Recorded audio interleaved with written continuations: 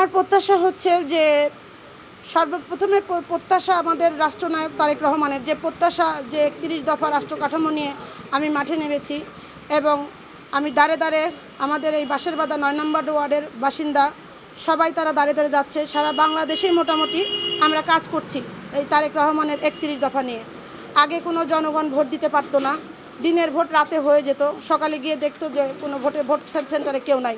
তো আমাদের তারেক রহমান চেয়েছে যে প্রত্যেকটা মানুষের একটা সাংবিধানিক অধিকার আছে, সেই অধিকার যেন তারা ফিরিয়ে পান এবং আইনের যে শাসন সেটাও ১৭ বছরে ছিল না। আইনের যে শাসনটা আগামী দিনে আসছে সেটা দলমত নির্বিশেষে সঠিক রাস্তায় প্রয়োগ হবে, সেই ব্যবস্থা আমাদের রাষ্ট্রনায়ক তারেক রহমান চাচ্ছেন এবং আমরা সবাই মিলে এই দেশটাকে, এই বাংলাদেশকে আমরা গণতান্ত্রিক রাষ্ট্র কাঠামো হিসাবে রূপান্তরিত করব, এই আশাবাদ ব্যক্ত করছি। আসলে আমার চাওয়া পাওয়াটা এখনও আমি ওভাবে প্রকাশ করতে পারছি না। আগে আমাদের দলকে জয়লাভ করতে হবে, ধানের শীষকে আগে জয়লাভ করতে হবে, তারপরে দল যদি খুশি হয়ে আমার কার্যক্রম দেখে যদি তিনি মনে করেন আমাকে কিছু দেওয়া যাবে, তখন আমার প্রত্যাশা আমি ব্যক্ত করব। মিতা স্মরণ করলে মিতা সারা দেশে সব সময় আমার বিপদের পাশে থাকেছে। বিএনপি আমি অল্পই কয়েকজন ছিলাম, সবাই এই দেশে আমি লিখছিলি। আমার আপাত বিপদে এই দেশে কেউ থাকার লোক ছিল না। আমি যখনই মিতা ফোন দিতাম সেখনই মিতা ফোন দিয়ে আমার কথায় সাড়া দিত। এই জন্যই আমি মিতার পাশে আছি এবং মিতার নীতির দিকটি অটল আছে। সব দিকেই দেখি যে মিতা গরিব মানুষের পাশে যায়, ধানের শীষের ভোট চায় এবং নিজের কিছু দিয়েও ধানের শীষালারে যাতে পুরা করার জন্য চেষ্টা করে। আমাকে মেম্বার দেখো তো এই করলেই বাঁশেবাধা ভালো হয়, এই করলেই ভালো হয়।